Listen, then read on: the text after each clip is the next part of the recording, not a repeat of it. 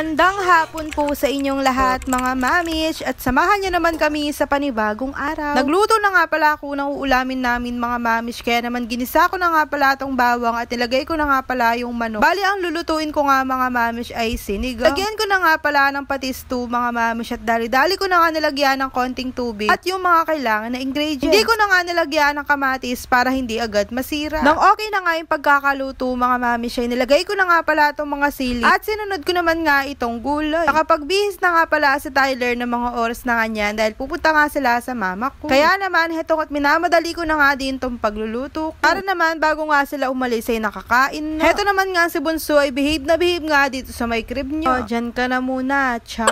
After nga palang kumain nila Baldo ay naligo na nga din siya at dali-dali na nga din umalis. Stress na nga pala ng hapon yan mga mamish, kaya naman hetong at nakaligo na nga din ako. After nga noon ay kumain na din. Timpla lang nga pala ako ng kape ng mga oras na nga niya. O diba, coffee is life. After ko naman nga kumain mga mamish ay sakto naman nga ay nagberat nga si Bunso, kaya naman hetong at kinuha ko na nga muna at nag-stay na nga muna kami dito mga mamish dahil sa sobrang init. Nilaro-laro ko na nga muna si Bunso ng mga oras na nga niya. Sakto naman nga ay dumating na nga din sila Baldo at nagluto nga pala yung biyanan ko. At sakto naman nga ay may dalang siomay si Baldo na galing sa mama ko. And after nga noon mga mamish ay nagugas na nga pala ako ng plato. O diba, walang katapusang linisan, char. Gabi na nga pala ng mga oras na nga niyan mga mamish, kaya naman hinugasan ko na nga pala itong mga platuhan namin. At take note nga ay hindi na nga din ako nakakain mga mamish dahil sa sobrang busog. Kumain na nga lang pala ako ng tinapay mga mamish, kaya naman heto nga tinugasan ko na nga pala itong mga platuhan namin para kinabukasan naman nga ay paggising namin ay malinis na dito sa kusina namin. Hinugasan ko na nga muna itong dishwashing namin mga mamish at dali-dali ko na nga palang kinuha itong pinaglutuan ko kanina at hindi ko nga nahugasan. Since nakalagay nga sa lutuan namin mga mamish, kaya naman hetong at naiwan na. Kaya naman kinuha ko na nga muna. After nga nun ay pinunasan ko na nga pala itong lutuan namin. Habang naglilinis nga pala ako mga mamish, katabi ko nga lang pala si Bunso. At heto na nga at malinis na nga din sa kusina namin. Yun lang, bye-bye!